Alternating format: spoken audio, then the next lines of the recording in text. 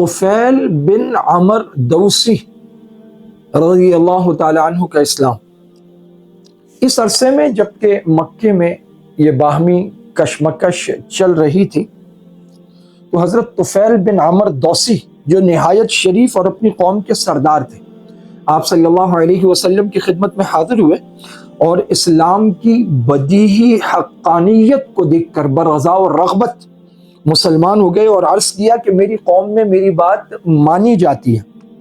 میں جا کر ان کو بھی اسلام کی دعوت دیتا ہوں، مگر آپ اللہ تعالیٰ سے دعا کیجئے کہ میرے لیے کوئی ایسی کھلی علامت ظاہر کر دی جائے جس کی وجہ سے اور جس کے ذریعے میں ان سب کو اپنی باتوں کا یقین دلا سکوں۔ آپ صلی اللہ علیہ وسلم نے دعا فرمائی تو حضرت طفیل بن عمر دوسی کی پیشانی پر ایسا نور چمکتا تھا جو اندھیرے میں ایک روشن چراغ کی مانند چمکتا نظر آتا۔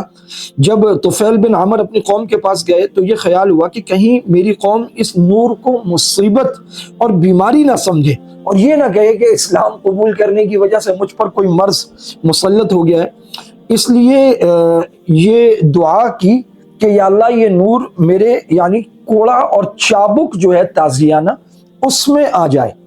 اللہ تعالیٰ نے دعا قبول فرمائی اور ان کے کوڑے کو قندیل کی طرح روشن کر دیا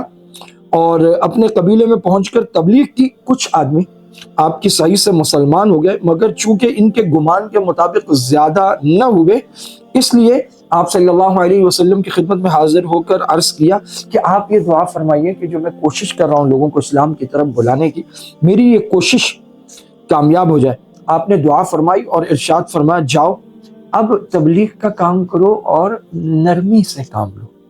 طفیل بن عمر لوٹے اور پھر لوگوں کو اسلام کی طرف بلایا اور اللہ تعالیٰ کے فضل سے ایسے کامیاب ہوئے کہ غزوہ خندق کے بعد 70 سے 80 گھرانے مسلمان کر کے غزوہ خیبر میں اپنے ساتھ لائے اور یہ سب کے سب شریک جہاد ہوئے۔ حافظ علاء الدین نے سیرت مغلطائی میں ان واقعات کو ذکر کیا ہے۔